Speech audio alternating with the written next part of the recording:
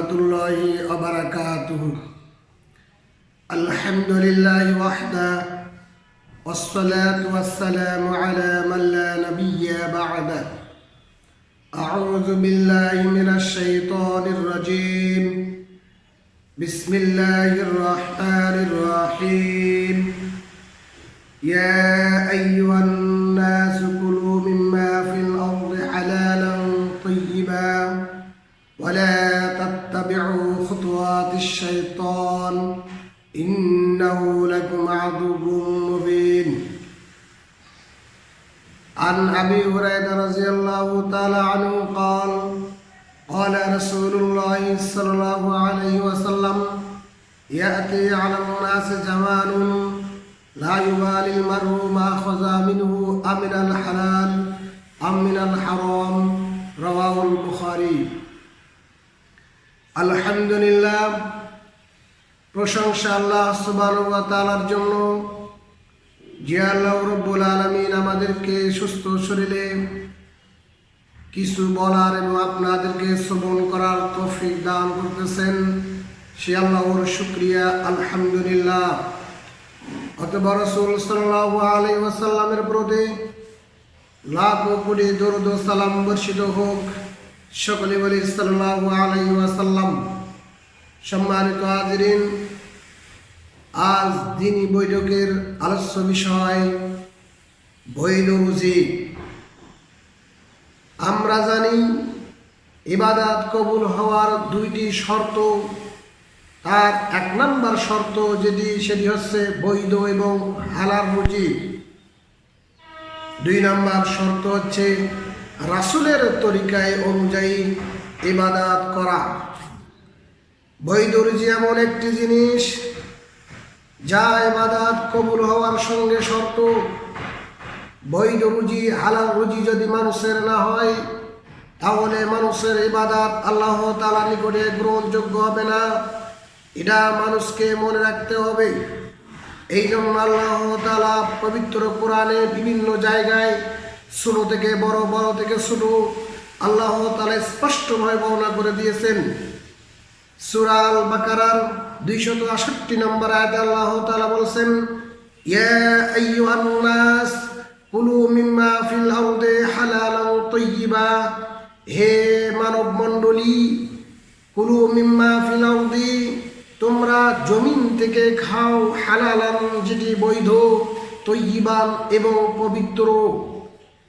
আল্লাহ তাআলা বলেছেন জমিন থেকে, পৃথিবী থেকে তোমরা ভক্ষণ করবে, খাবে, পান করবে যেটি বৈধ এবং পবিত্র।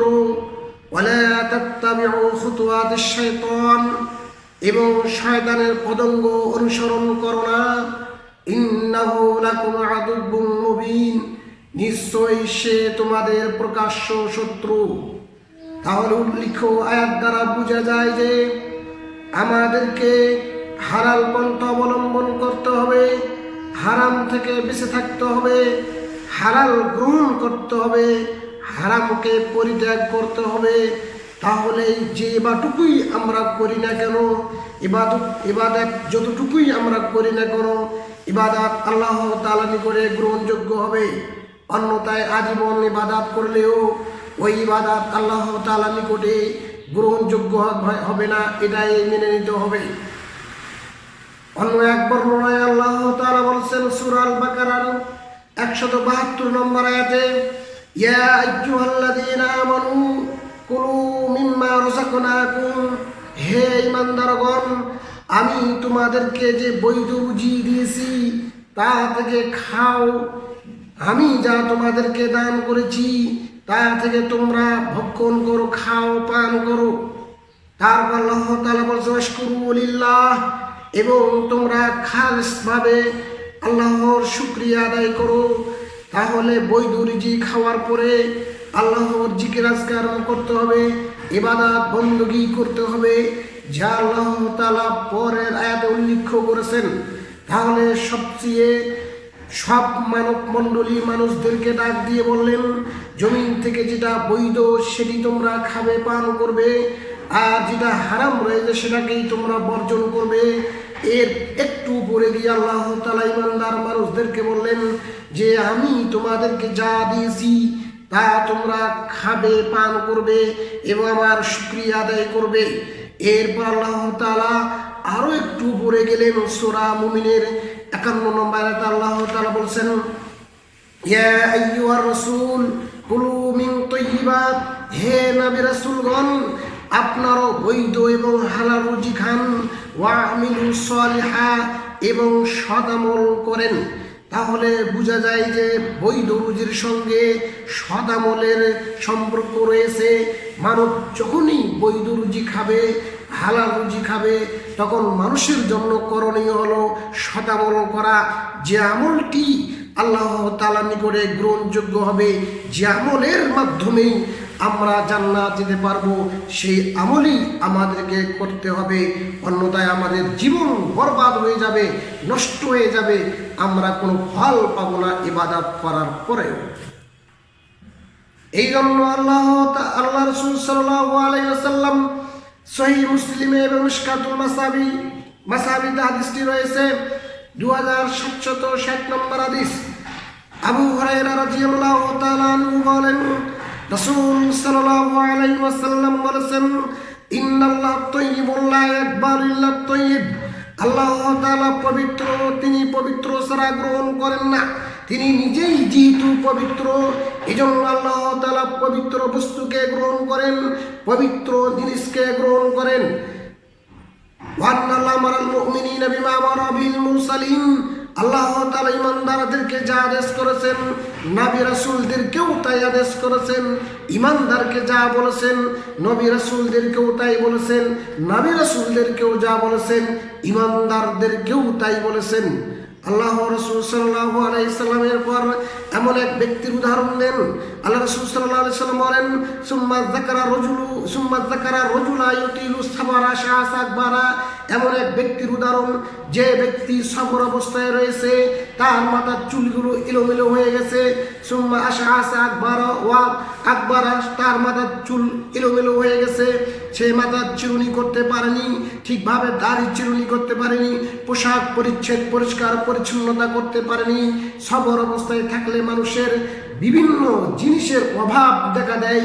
এ কারণে এই ব্যক্তি তার কাপড়কে পরিষ্কার করতে পারে নাই, মাথার চুলকে সে চিরুনি করতে পারে নাই, চুলগুলি এলোমেলো অবস্থা।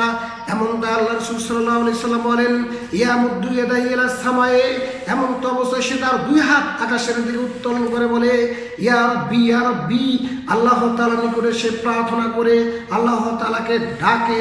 আল্লাহ রাসূল সাল্লাল্লাহু আলাইহি সাল্লাম বলে, শোনো, ওয়া মাতআমু হারাম, তার খাদ্য হারাম, ওয়া মাশরাবু হারাম, তার পানীয় হারাম, ওয়া মালবাসু হারাম, এবং তার পোশাক পরিচ্ছদ হারাম, ওয়া গুজিয়া বিল হারামে, তার পুরা জীবনটাই হারামের মধ্যে নিমজ্জিত। ওয়া গুজিয়া বিল হারাম, তার জীবিকা নির্বাহ হারাম। ফান্না ইউস্তাজাবু লিযালিক, কিভাবে তার দোয়া কবুল হবে? উল্লিখিত সহিহ মুসলিমের হাদিস দ্বারা স্পষ্টভাবে বোঝা যায়, হারাম খেয়ে আল্লাহ তাআলাকে ডাকলে আল্লাহ তাআলা ওই ডাকে সাড়া দেন না। হারাম পোশাক পরিধান করে ইবাদত করলে ইবাদত গ্রহণযোগ্য হবে না। হারাম টাকা দিয়ে টিউবওয়েল পুতিয়ে দিলে, ওই পানি পান করলে মানুষের ইবাদত আল্লাহ তাআলার নিকটে গ্রহণযোগ্য হবে না। এটা আমাদেরকে মনে রাখতে হবে। এই জন্য হালাল খেয়ে ইবাদত করতে হবে, হারামকে বর্জন করতে হবে। অন্য এক বর্ণনায় এসেছে, সহিহ বুখারী, সহিহ মুসলিম এবং মিশকাতুল মাসাবি হাদিসটি এসেছে 2762 নম্বর হাদিস।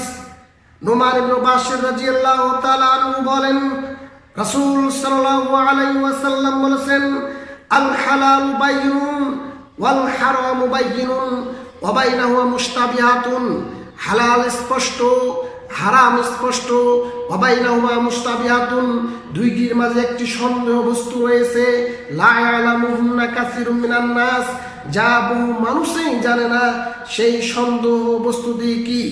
রাসূল সাল্লাল্লাহু আলাইহি সাল্লাম বলেন, হালাল স্পষ্ট রয়েছে, হারামও স্পষ্ট রয়েছে, দুইটির মাঝে একটি সন্দেহ জিনিস রয়েছে যা অনেক মানুষ জানে না। আল্লাহ রাসূল সাল্লাল্লাহু আলাইহি সাল্লাম বলেন, ফামানিত্তাকা শুবহাতি ইস্তাবরা দীনি ওয়া ইরজি, যে সন্দেহ থেকে বেঁচে থাকলো সে তার নিজেকেই এবং তার দিনকে হেফাজতে করে নিল, সে নিজেকেই এবং তার দিনকে হেফাজত করে নিল। অমানকা বিশ্ববাহাতি, আর যে সন্দেহের দিকে ধাবিত হলো, অমানকা বিশ্ববাহাতি ওয়াকাবিল হারামি, যে সন্দেহের দিকে ধাবিত হলো সে হারামের দিকে ধাবিত হলো, যে সন্দেহের দিকে ধাবিত হলো সে হারামের দিকে ধাবিত হলো। এরপর রাসূল সাল্লাল্লাহু আলাইহি সাল্লাম একজন রাখালের উদাহরণ দেন। আল্লাহ রাসূল সাল্লাল্লাহু আলাইহি সাল্লাম কাররাঈ, তোমরা সাবধান হও, বেঁচে থাকো একজন রাখালের ন্যায়। ইয়ারা হাওলাল হিমা, যে রাখালটি আইলে গরু পরিচালনা করে, আইলে গরু চারাচ্ছে। রাসূল সাল্লাল্লাহু আলাইহি সাল্লাম বলেন ইয়ারা হাওলাল হিমা ফাকা মান ওয়াকা আইয়ুশিকা ফাকা আলাইহি। আল্লাহ রাসূল সাল্লাল্লাহু আলাইহি সাল্লাম বলেন, এমন তো অবস্থায় রাখাল আইলে গরু পরিচালনা করার সময় সে সন্দেহমুক্ত নয় যে গরু তার ধানে বা শস্যের মধ্যে মুখ দিবে না, এরকম সে সন্দেহমুক্ত নয়। চতুর্দিকে শস্যের ক্ষেত যদি থাকে, মাঝখানে রাখাল যদি গরু নিয়ে সেই হাতের মধ্যে গরু নিয়ে গরু পরিচালনা করে, আর সে সন্দেহমুক্ত যেমন হতে পারে না। রাসূল সাল্লাল্লাহু আলাইহি সাল্লাম বলেন, হালালও স্পষ্ট রয়েছে, হারামও স্পষ্ট রয়েছে, অতএব তোমরা হালালকে গ্রহণ করো, হারামকে বর্জন করো। এরপর রাসূল সাল্লাল্লাহু আলাইহি সাল্লাম বলেন, আলা ওয়া ইন্না লিকুল্লি মালিকিন হিমা আলা ওয়া ইন্না হিমাল্লাহি মাহারিমুহু, সাবধান মনে রেখো যে প্রত্যেকটা দেশের একটা সীমারেখা রয়েছে, প্রত্যেকটা দেশের একটা নির্দিষ্ট সীমারেখা রয়েছে। মনে করেন বাংলাদেশ শুরু হয়ে গেলে ভারত শেষ হয়ে যাবে, ভারত শুরু হয়ে গেলে বাংলাদেশ শেষ হয়ে যাবে। রাসূল সাল্লাল্লাহু আলাইহি সাল্লাম বলেন, শোনো, আলা ওয়া ইন্না লিকুল্লি মালিকিন হিমা আলা ওয়া ইন্না হিমাল্লাহি মাহারিমুহু আলা ওয়া ইন্না ফিল জাসাদি মুযগাতান ইযা সালাহাত সালাহাল জাসাদু কুল্লুহু, মানুষের শরীরে একটি রক্তের টুকরা রয়েছে, একটি মাংসের টুকরা রয়েছে। রাসূল সাল্লাল্লাহু আলাইহি সাল্লাম বলেন, ওই অংশটুকু মানুষের শরীরের দেহের অংশটুকু যদি ঠিক থাকে, সুস্থ থাকে, তাহলে তার পুরা শরীরে সুস্থ থাকে। আর ওই ফাসাদা জাসাদু কুল্লুহু, আর যদি মানুষের শরীরের অংশটুকু নষ্ট হয়ে যায় তাহলে পুরা শরীরটাই নষ্ট হয়ে যায়। রাসূল সাল্লাল্লাহু আলাইহি সাল্লাম বলেন, আলা ওয়াইয়াল কাল, সেটি হচ্ছে মানুষের অন্তর। মানুষের অন্তর যখন সুস্থ থাকে তখন মানুষের পুরা দেহটাই সুস্থ থাকে। মানুষের যদি এই অন্তর অংশটুকু নষ্ট হয়ে যায় তাহলে পুরা শরীরটাই নষ্ট হয়ে যায়, দেহটাই নষ্ট হয়ে যায়। এই জন্য রাসূল সাল্লাল্লাহু আলাইহি সাল্লাম হালাল এবং হারামের উদাহরণ দিতে গিয়ে রাসূল সাল্লাল্লাহু আলাইহি সাল্লাম রাখালের কথা বলেছেন। এই জন্য আমাদেরকে হালাল